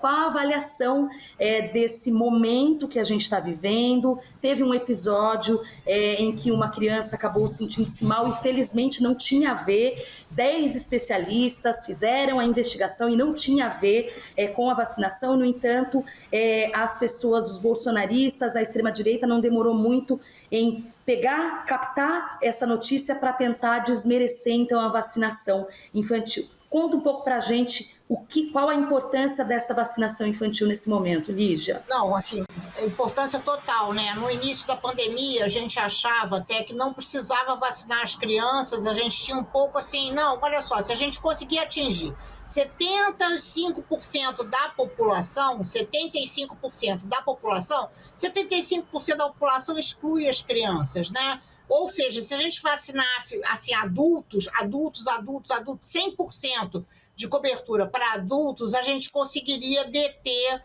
a transmissão, a gente conseguiria fazer uma barreira de vacinação para impedir isso que nós estamos vivendo agora, que é uma terceira onda, né? Mas na realidade, no Brasil, talvez seja a quarta, né? Mas a gente está vivendo no mundo uma terceira onda. Então, essa era uma expectativa, mas que não se confirmou, porque na realidade a Ômicron ela é uma variável de escape, né? Ela escapa da vacina e ela é muito transmissível, então a gente tem um número enorme de casos nesse momento, felizmente, com uma letalidade muito baixa, mas um número de casos muito grande. Isso não é bom, porque os hospitais ficam lotados, porque os serviços de saúde não conseguem realizar suas atividades de rotina, porque são os profissionais de saúde os primeiros a ficarem doentes, né? Então não conseguem atender os principais problemas de saúde da população. A gente está há 2 anos praticamente, né? Assim, empurrando com a barriga um monte de problemas de saúde que não são Covid, mas, entretanto, são problemas muito sérios, né? Então, é isso, né? Agora a gente precisa chegar perto dos 90% de cobertura da população, e isso inclui as crianças. Então, essa, digamos assim, a gente está aprendendo, né? A gente tem aprendido com essa pandemia e a gente precisa atingir maior cobertura vacinal. Não é porque as crianças morram ou não morram, né? Não é porque as crianças têm uma alta letalidade, não é isso. Nós sabemos que não é isso. É para nos proteger. As crianças transmitem. Na realidade, as crianças precisam ser vacinadas para proteger pessoas como eu, por exemplo, que sou idosa. Então, é mais ou menos isso, né? As crianças elas têm que entrar na conta. E no início a gente não sabia disso, agora a gente sabe, e é preciso, então, que essas crianças, elas, por favor, participem, né? Se dirijam aos centros de saúde, vacinem seus filhos, netos, porque o Brasil precisa disso. Essa é uma das únicas estratégias que nós temos, né, para o enfrentamento dessa pandemia. A vacina é super segura. Felizmente, a gente pôde constatar rapidamente, né, que o que aconteceu com a criança não morreu, a criança está bem. A criança teve um episódio, sim, né? A criança teve um problema, mas é um problema que não foi relacionado com a vacinação, mas, assim, esse é um inferno, né? Nós estamos vivendo um inferno. Parece que hoje, enquanto a gente estava aqui, enquanto a gente está trabalhando, gravando o programa, parece que houve uma visita do ministro da Saúde, da ministra Damares, a essa criança. Ou seja, ministros da saúde, né, ou ministros, as autoridades não visitaram quem morreu, né, não visitaram as famílias de quem morreu, e agora, então, estão esticando essa história, né, de uma criança que teria tido efeitos colaterais, o que não houve, né? Então, digamos assim, é um fake news do fake news, né? É um aproveitamento muito macabro, de uma situação, inclusive, que a família deve estar preocupada, né? A criança teve um problema, não relacionado com a vacina, mas uma criança foi diagnosticada uma síndrome nessa criança. Então, isso é tudo de um mau gosto, né? De uma, digamos assim, de uma desumanidade muito grande, né? uma brutalidade, né? Enfim. Inclusive, Lígia, atualizando esse episódio, houve uma visita do ministro da Saúde, Marcelo Queiroga, e também da ministra da Mulher, Família e dos Direitos Humanos, Damares Alves, a essa família, que inclusive conversou com Jair Bolsonaro por telefone. E isso acaba sendo um motivador de fake news em relação à vacinação infantil. Agora, diante disso, dessas fake news que circulam, a gente percebe aqui que existe um apoio grande da população, segundo pesquisa da Datafolha, de 79% para a vacinação infantil, mas 17% rejeitam a imunização para essa faixa etária. Além de ressaltar esse argumento que é muito importante da ampliação da cobertura vacinal, como você tentaria convencer esses 17% a mudarem de ideia? Não, eu tentaria dizer o seguinte, olha só, seu filho já está vacinado por sarampo, seu filho está vacinado por catapora, seu filho está vacinado, quando seu filho nasceu, houve uma vacinação de BCG no seu filho é uma criança vacinada. Nós, no Brasil, nós temos uma tradição de altíssimas coberturas vacinais para as crianças. O seu filho está vacinado, nós não estamos vacinando bebê. Nós estamos vacinando crianças numa faixa etária, assim, de crianças, né? Não são os recém-nascidos. Então, essas crianças estão vacinadas. Essa é mais uma vacina que entra no calendário vacinal. Por favor, vacine seu filho, não é? Você vacinou para o seu filho não ter pólio, você vacinou para o seu filho não ter sarampo, você vacinou para o seu filho não ter catapora, agora vacina o seu filho. Por favor, vacine, porque as vacinas do Brasil são seguras, nós temos uma longa tradição vacinal e as crianças querem se vacinar, elas estão mobilizadas. Imagina o que é para uma criança receber uma vacina e saber que ela está contribuindo para que a gente retorne às nossas atividades, para que elas possam ir para a escola, para que os pais possam sair de casa, para que elas possam visitar a sua avó, o seu avô. Então, essa contribuição, essa participação das crianças nesse momento, não é, que o Brasil está tão sofrido, né? E as crianças sabem disso, as crianças participaram disso. Então, por favor, deixe os seus filhos contribuírem. Né? Eles querem, as crianças querem. Sem dúvida, sem dúvida. A gente tem acompanhado nas redes sociais, inclusive as reações de algumas crianças. Teve um menino super fofinho, eu não me lembro o estado exatamente, mas dizendo: olha, pessoal, venham aqui, não dói nada, tipo, uma graça. Eles merecem também, né, professora? É isso que a senhora falou. Queria agora abordar um pouco sobre essa questão da variante e a relação entre não vacinados e os agravamentos dos casos, que, de certa forma, comprova o que já sabíamos, que a vacina funciona sim. Queria perguntar para a senhora, professora, o quanto essa variante, porque os pesquisadores têm se dividido, né? Alguns dizem que pode significar o começo do fim da pandemia. Os outros ainda pedem cautela, justamente porque é extremamente contagiosa. Como a gente pode ter uma análise equilibrada entre esses dois pesos dessa balança? É muito difícil, né? Porque vamos falar sério, né? Na realidade, a ciência ela sempre teve dividido o tempo todo, né? Porque há pesquisadores, assim, que são favoráveis à estratégia de Covid-0, né? Então, muitos epidemiologistas, assim, por exemplo, o pessoal da Nova Zelândia, né? Da Austrália, asiáticos, etc., eles têm uma estratégia de Covid-0, né? E outros não, outros disseram o tempo todo, não, a gente tem que ter uma estratégia de mitigação, não é uma estratégia de eliminação. Por exemplo, a gente tem uma estratégia de eliminação do sarampo.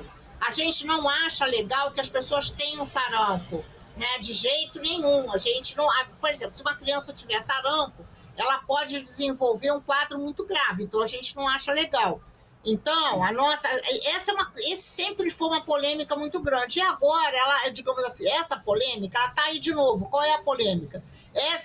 Digamos assim, a gente tem uma boa notícia, né? A Omicron, ela significa, digamos assim, que a pandemia ela vai se transformar em endemia, ou não. Ela não é uma boa notícia, porque a Omicron, de qualquer maneira, ela produz casos, né? Não são casos todos leves, é importante que a gente saiba disso, né? A gente diz assim, é levinho, mas aqui no Rio de Janeiro a gente tem 800 internações. não é tão levinho, né? Sobrecarrega serviço de saúde, aquilo que eu expliquei para vocês, né? Contamina profissionais de saúde que não podem trabalhar. Assim, as pessoas não podem ir trabalhar, né? Porque é levinho, mas impede. Eu não sei se vocês tiveram, impede as pessoas de exercer, assim, suas atividades cotidianas com facilidade. Então, é um problema, não é? E, assim, a ideia... Qual é a discussão? Uma é infecção não, né? Infecção por Covid não é bom ter infecção por Covid. E a outra é, olha só, não tem jeito, vai ter infecção, qual é o equilíbrio? Vai ter infecção, né? Ela é muito rápida, transmite muito rápido, e com a infecção e vacinação, a gente fez uma barreira mais definitiva, né? Porque os vírus, eles precisam sobreviver. E para o corona, né? Para o corona 2 sobreviver, ele precisa encontrar uma estratégia que seja, ele vai continuar nos infectando. Enfim, então essa, digamos assim, é um quadro, né? Eu tendo a concordar que a infecção não é uma boa, né? Preferiria que as pessoas não se infectassem, porque a gente não sabe exatamente o que vem por aí, né? Então, assim, a ideia é vamos vacinar, vamos usar máscara, não vamos aglomerar, né? Enfim, mais uma vez. Agora, veja, assim, está ficando insuportável, né? Para todos nós. Insuportável. Então, também acho que é um equilíbrio, assim, entre, assim, pessoas mais jovens, etc. Sinceramente, numa altura dessa do campeonato, eu acho que elas já covidaram, já omicraram. Porque está sendo muito difícil, não é? Assim, geracionalmente, manter esse isolamento o tempo todo, etc. Então, enfim, a gente está aí numa tsunami, né? A gente está com um número de casos muito elevado nesse momento, mas vai diminuir. Isso nós temos certeza, vai diminuir. O que nós não temos certeza? Nós não temos certeza se essa variante é a última variante, né? Se nós ainda teremos uma variante que ela pode ter maior letalidade. Para isso, por isso que a gente tem que correr com a vacina, né? Mas a gente teria que correr com a vacina no mundo inteiro. A gente teria que vacinar o mundo inteiro. O que a gente tem é essa desigualdade na vacinação, né? Então, o mais preocupante de tudo, não é nesse momento o Brasil. Sinceramente, o mais preocupante é digamos assim, o ritmo de vacinação quase zero em países da África subsaariana, da Ásia, né, da Europa Oriental, enfim. Então, é por aí que a gente tinha que tentar pressionar os organismos internacionais para que essa vacinação ela ocorra, né? Além da condução desastrosa da pandemia, a gente tem outros absurdos na área da saúde por parte do governo Bolsonaro acontecendo, né? Infelizmente. Em uma nota técnica, inclusive, que foi divulgada nessa semana, você analisou, junto com Mário Schaeffer, a proposta do governo de Jair Bolsonaro de acessar e compartilhar os dados de clientes de planos de saúde. Eu queria que você falasse a respeito desse tema. Existe algum cabimento liberar a circulação de dados de paciente entre essas operadoras? Não, olha só, não tem nenhum cabimento, né? Essas operadoras, elas não fizeram teste durante a pandemia, sabe? Elas aumentaram o preço de plano de saúde durante a pandemia, não tem nenhum cabimento isso, né? Digamos assim, é completamente inoportuno, é como se a gente tivesse, eu não sei, talvez assim, chegando num velório, e começasse a tocar um funk e dançar, convidar as pessoas para dançarem, não sei. Assim, alguma coisa assim de extrema inoportunidade diante do momento que o país atravessa, né? Esse é o primeiro lugar. Em segundo lugar, é uma ideia de jirico, né? Aquela ideia de jirico mesmo, porque alguém ouviu falar que existe esse sistema de open bank, mas que não existe no Brasil, inclusive, é difícil. O Open Bank para banco, os dados bancários já é alguma coisa, já é uma operação super difícil, né? Embora todo mundo saiba tudo da gente. É claro que a gente sabe que todo mundo sabe tudo, né? Que as farmácias e drogarias têm suas informações, etc. Mas outra coisa que foi a proposta do ministro Queiroga é oficializar isso, fazer um banco de informações públicas para melhorar a venda de planos privados de saúde. Então, sinceramente, é alguma coisa assim que dá ordem de você falar assim, não é possível. Não é possível. Assim como a gente está comentando, não é possível terem visitado essa criança e não terem visitado uma família que perdeu pai e mãe, não terem visitado os órfãos da Covid. E, assim, dá até vontade de chorar, não é? Porque a gente tem órfãos da Covid, órfãos, crianças que perderam pai, mãe, avô, perderam tia, enfim. Então, se a gente tem que visitar alguém, né? Se alguém merece, não é essa criança está bem. Essa criança que eles foram visitar, ela está bem. E ainda bem, né? Nós todos ficamos muito apreensivos, mas a criança está bem. Então, é isso. Assim. Então, essa é uma ideia, né? A gente se apressou em fazer aquela nota que você está comentando, mas mais assim, sei lá, para fazer um espantalho, porque a gente não sabe mais o que fazer, né? Você tá aqui, aí entra um escândalo ali, aí daqui a pouco explode o outro, e você passa o tempo todo, né? Acho que isso talvez seja uma estratégia também, não sei, né? A gente não tem tempo para pensar sobre isso, né? Nesse momento nós temos que estar o tempo todo, enfim, tomando decisões, etc., mas para nos exaurir, né? Porque... Sim. Enquanto isso, a gente não cuida do programa do próximo governo, a gente não consegue pensar o país, a gente não consegue, a gente parou de pensar, a gente só reage, né? Então, acho que isso é muito sério, né? É um efeito, é um efeito que talvez seja o mais nocivo, né? A gente está perdendo o futuro, né? A gente está perdendo aquela nossa... Sempre que eu acho que foi uma coisa tão legal do Brasil, né? Que era assim, todo mundo é técnico de futebol, todo mundo se mete, todo mundo diz, não, eu acho que tem que fazer assim com os esreg, né? Se fosse eu faria assim. Eu acho que nós estamos perdendo essa brasilidade, né? De nos sermos pessoas metidas, né? Bom, infelizmente nosso tempo se esgotou. Quero agradecer a participação da doutora Lígia Bahia, médica especialista em saúde pública e professora da UFRJ. Professora, obrigada mais uma vez pela presença aqui no Revista Brasil TVT e até uma próxima. Eu que agradeço muito, viu? E até uma próxima. Valeu, boa noite. Tchau. Boa noite. Boa noite. E a gente vai para um breve intervalo e daqui a pouquinho já volta para o último bloco, não saia daí.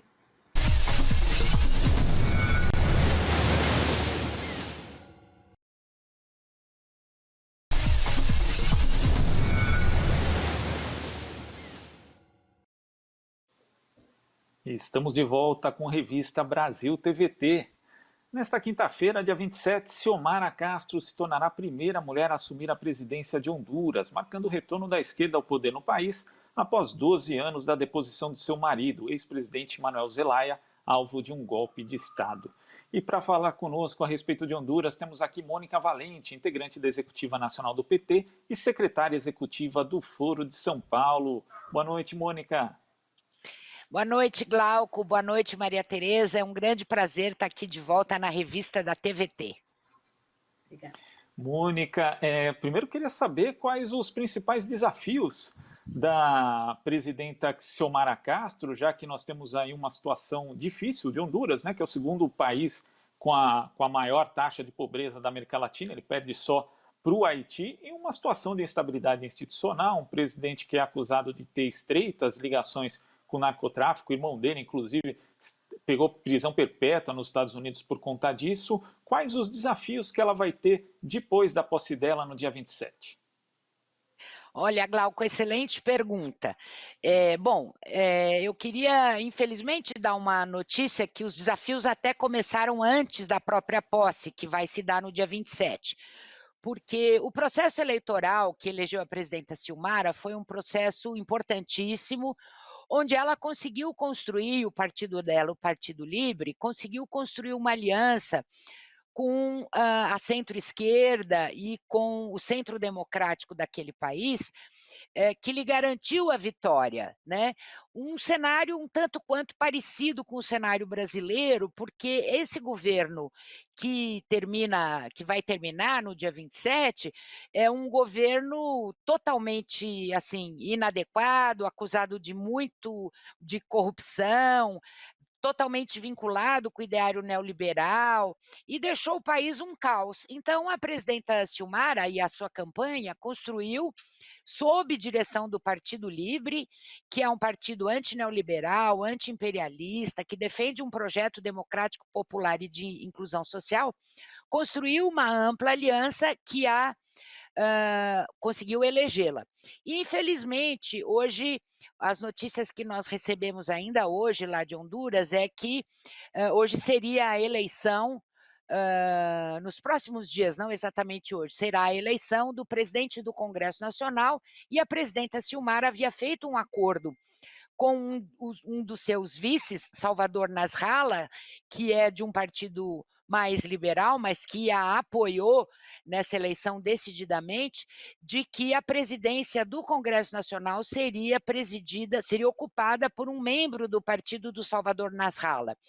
E o Partido Livre, da presidenta Silmara, que elegeu 50 deputados em cerca de 138, houve uma divisão interna, 20 dos deputados e deputadas eleitos pelo Partido Livre estão ameaçando não votar em favor desse acordo que foi feito, que foi um acordo público, que foi feito com o partido do Salvador Nasralla, e ameaçando votar no candidato do Partido Nacional, que é o candidato do presidente que está saindo do poder, esse que é acusado de muita corrupção, de envolvimento com narcotráfico, etc. e tal. Então, para você ver, Glauco, ela já nem começou o governo, já está enfrentando uma crise, e essa crise se dá internamente no seu partido, no Partido Livre, e esse sempre é um desafio para nós, dos partidos de esquerda e progressistas, que é construir a unidade na diversidade.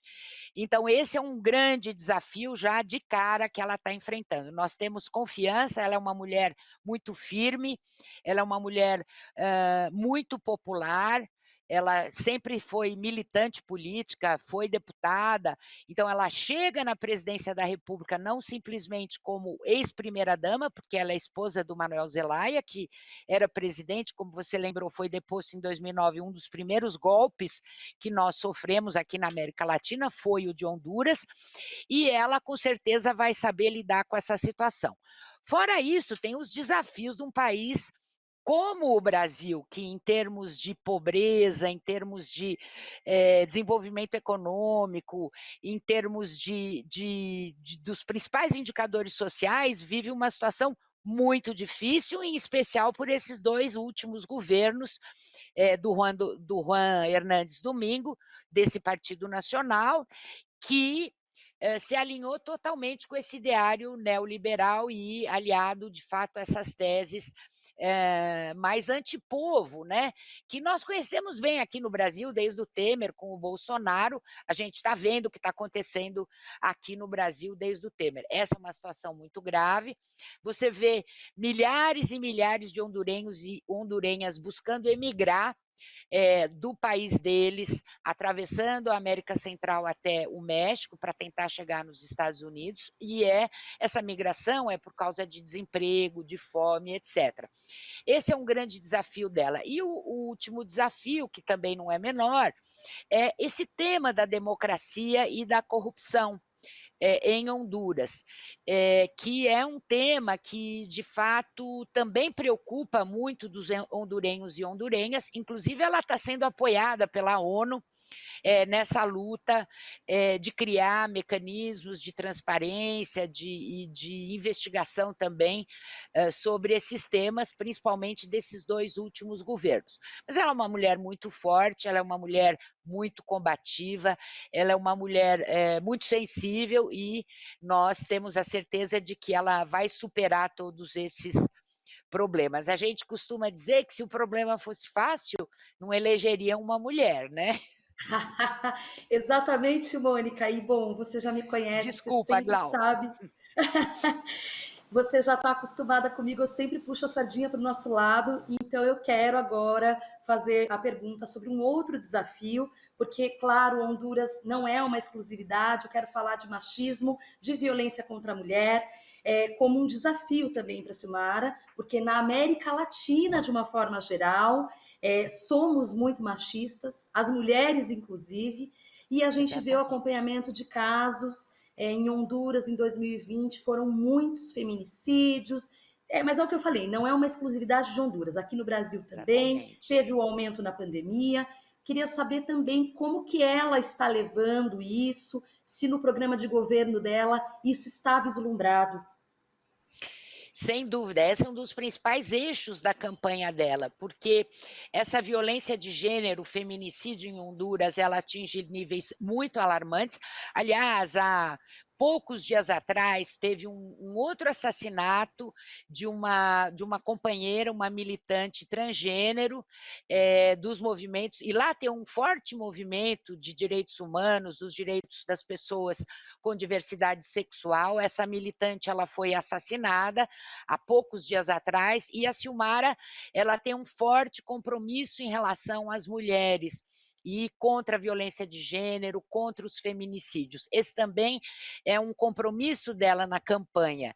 E se você olha no Twitter dela, você vai ver quantas mulheres são seguidoras dela, né? Ela tem uma grande popularidade porque as mulheres identificam nela uma pessoa lutadora pela causa das mulheres hondurenhas e latino-americanas também. E em relação aos Estados Unidos, né? A gente sabe que é um país, obviamente, que tem uma influência muito grande ali na região. Como você acha que vai se dar essa relação da Xiomara com o governo dos Estados Unidos, ainda mais tendo aí a questão da migração, que está sempre em pauta para os norte-americanos?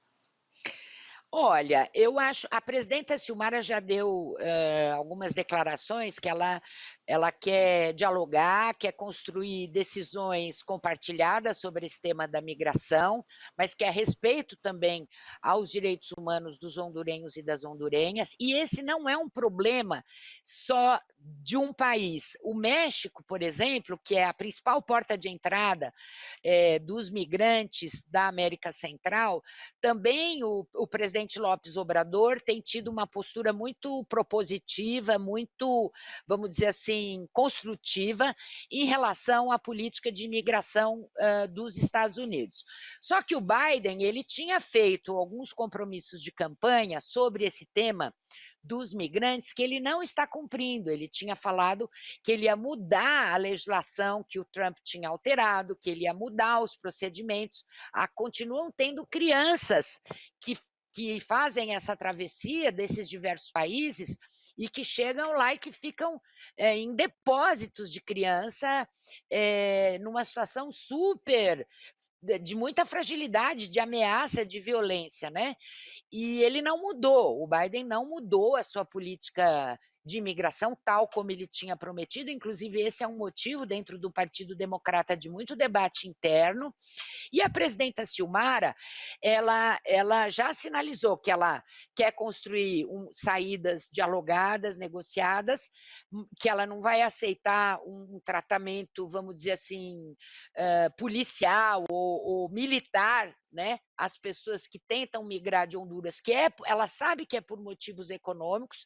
Inclusive o compromisso dela é recuperar o poder de compra, é gerar emprego, é criar bolsas, tipo Bolsa Família, Bolsa para estudar. Ela tem no programa dela muita coisa sobre, eles chamam de becas, né, justamente para oferecer esperança e alternativa para o povo não ser obrigado a migrar em busca de um país melhor. Então a situação não é simples, mas eu acho que com o presidente López Obrador do México, o presidente da Nicarágua, o Ortega, a própria Silmara e outros presidentes ali da região também, pode ter uma nova configuração no Caribe, na América Central e Caribe, que possa permitir um processo de um diálogo mais respeitoso e soberano entre o governo estadunidense e os governos centro-americanos e caribenhos, mas principalmente centro-americanos, porque os Estados Unidos eles chegam querendo ditar ordens. Se eles não encontram resistência, né, dos governantes para proteger o seu povo, eles fazem essa política e sempre fizeram, né? E a gente sabe disso. E o Biden, infelizmente, não está cumprindo esse compromisso de campanha dele, que é de mudar as leis de tratamento aos migrantes, e que são coisas muito desumanas. Sim, sem dúvida. Agora eu queria falar de um outro tema, mas que tem a ver, claro, com tudo isso que a gente está falando, com representatividade, com ativismo e também com questões políticas.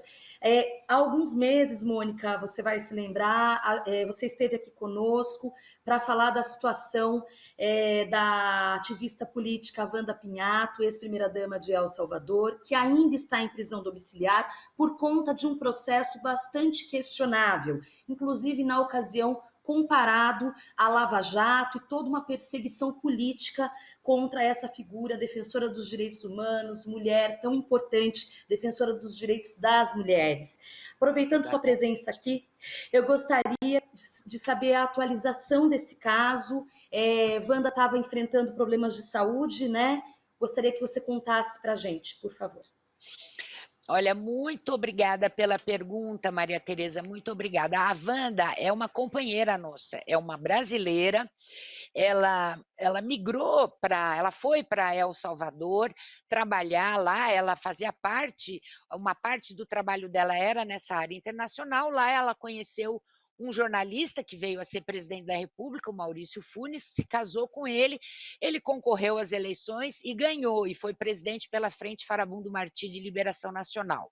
Ela foi primeira-dama e também depois, no segundo governo da Frente Farabundo Martí, do Salvador Santos Serém, ela foi ministra da Mulher. Ela fez um trabalho belíssimo, ela criou a Cidade da Mulher, que também nos inspirou muito aqui, e muitas das nossas políticas, e ela é uma militante, uma ativista política com uma grande experiência de gestão, como ela teve lá, e ela sofre um processo de perseguição judicial e política que é um absurdo, porque o ex-presidente Funes, que era marido dela na época, o ex-presidente, ele começou a ser processado num tipo Lava-Jato, que a gente chama de lawfare, né, ainda durante o segundo governo da Frente Farabundo Martí, porque é a mesma coisa que aconteceu aqui conosco, né, que certos órgãos do Ministério Público, da Justiça Brasileira, se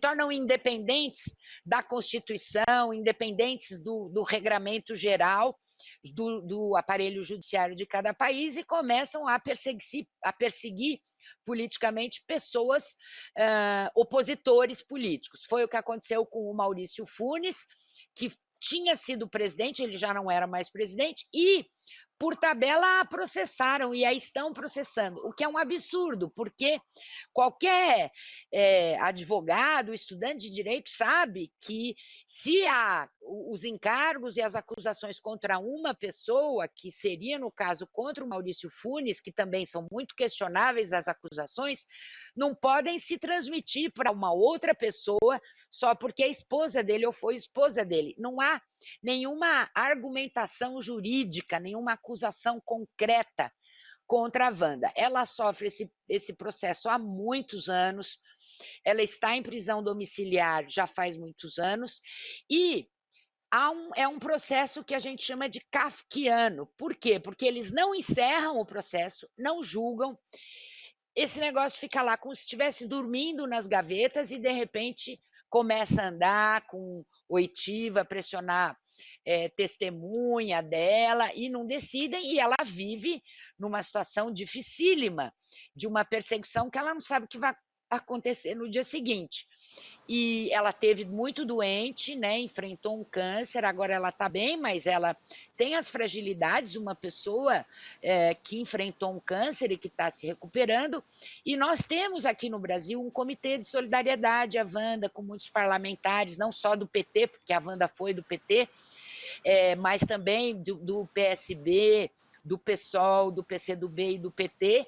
Esses deputados estão organizando uma missão de solidariedade a El Salvador para visitar as autoridades judiciárias, as autoridades do executivo, para interceder em favor da Wanda. Ela é uma brasileira, né, que está sofrendo esse tipo de perseguição, e esse comitê também tem feito muitas coisas importantes. Esteve conversando com o embaixador aqui no Brasil, vai tentar uma audiência lá em El Salvador, quando essa missão ela for lá, a San Salvador, né, vai tentar audiência com o presidente da República, com os órgãos do judiciário, porque nós temos, esse comitê tem muito material comprovando que o que a Wanda sofre é uma perseguição sem fim. E nossa solidariedade a ela, não só porque ela é brasileira, mas também porque ela é uma brasileira que nos honrou, nos orgulhou pelo lindíssimo trabalho que ela fez em defesa das mulheres salvadorenhas. A gente espera a reparação dessa situação de evidente injustiça, né? Mônica, muito obrigado pela sua participação aqui no Revista Brasil TVT. Até a próxima. Até a próxima, Glauco, Maria Tereza. Muito obrigada pelo convite. É sempre uma honra e um prazer. Obrigada. E hoje, no lugar do Momento Cultural com Colibri na Quarentena, abriremos espaço para homenagear uma das maiores vozes da história da música brasileira, que nos deixou na última quinta-feira aos 91 anos de idade. Sim, eu estou falando dela, Elza Soares, a mulher do fim do mundo, que contrariou estatísticas, enfrentou a fome, o racismo e se tornou uma artista aclamada e atemporal. Cantou contra o racismo em defesa das mulheres. Foi perseguida e teve que se exilar na época da ditadura militar. Casou-se com o craque Garrincha, que ela chamava de o grande amor da sua vida, mas que também com ele experimentou o machismo e travou uma árdua luta contra o alcoolismo. Ela faleceu no mesmo dia que seu grande amor, 20 de janeiro. Elza Soares se vai, mas deixa um legado de amor, resistência e arte. Para homenageá-la, vamos ficar agora com o clipe de A Mulher do Fim do Mundo.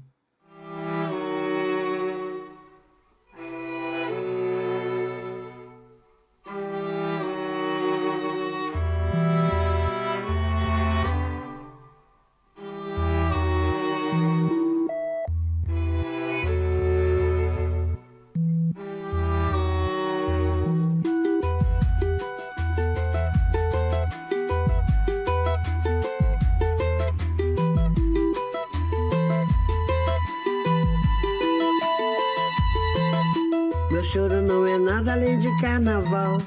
É lágrima de samba na ponta dos pés. A multidão avança como um vendaval. Me joga na avenida que eu não sei qual é. Pirata e super-homem cantam o calor.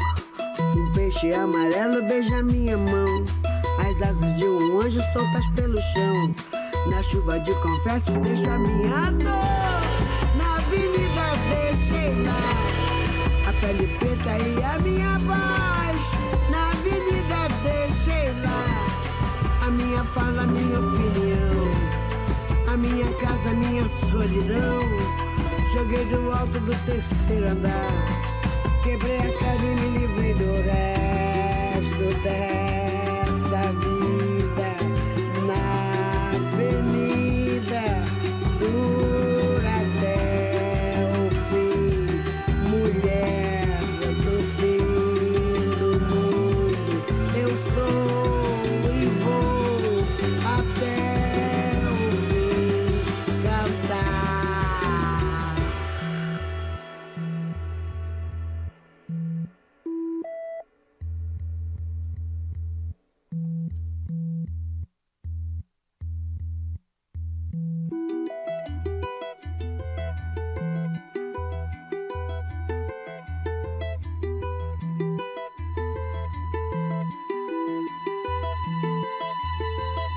Meu choro não é nada além de carnaval. É lágrima de samba na ponta dos pés. A multidão avança como um vendaval. Me joga na avenida que não sei qual é. Pirata e super-homem cantam o calor. Um peixe amarelo beija minha mão. As asas de um anjo soltas pelo chão. Na chuva de confetes deixo a minha dor. Na avenida deixei lá a pele preta e a minha voz. a minha fala, a minha opinião, a minha casa, a minha solidão. Joguei do alto do terceiro andar, quebrei a cara e me livrei do resto dessa vida. Na avenida dura até o fim, mulher do fim do mundo. Eu vou até o fim cantar, mulher do fim do mundo. Eu vou até o fim cantar.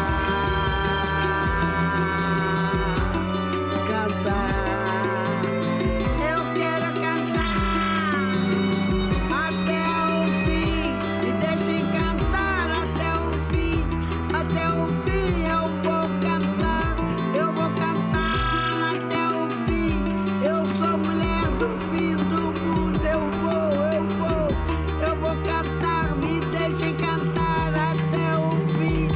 Lá, lá, lá, lá, lá, lá, lá, até o fim eu vou cantar. Eu quero cantar, eu quero cantar, eu vou cantar até o fim. Lá, lá, lá, lá, lá, lá, lá, lá, eu vou cantar, me deixem cantar até o fim, me deixem cantar até o fim, me deixem cantar, me deixem cantar até o fim. Muito obrigada, Elza. Você vai continuar cantando com certeza na nossa memória. É isso, essa foi a homenagem, com isso a gente encerra o programa. E embora o Colibri na Quarentena tenha cedido esse espaço para essa homenagem, quero dizer que o Colibri na Quarentena vai ao ar a partir do meio-dia na Rádio Brasil Atual e pelo YouTube da TVT. E quero me despedir do querido Glauco Faria. Obrigada pela companhia e pela maestria com que você apresentou aqui comigo o Revista Brasil TVT dessa semana. Ótima semana para você. Imagina, Maria Tereza, eu que tenho que agradecer não só a você, mas a toda a equipe, que além de competente demais, é muito acolhedor. Eu fico me sentindo em casa aqui. Obrigado mesmo e deixo o convite para o pessoal que acompanha o programa para ligar amanhã às 7 horas da manhã no Jornal Brasil Atual e acompanhar a gente. Eu e a Marilu Cabanhas vamos estar lá com as notícias que as outras não dão. É isso aí. E eu desejo a você que nos acompanhou mais essa semana aqui nesse domingo no Revista Brasil TVT, uma ótima semana e, claro, o programa na íntegra, se você perdeu ao vivo, vai ficar disponível no nosso YouTube Rede TVT. Até a próxima semana. Tchau, pessoal!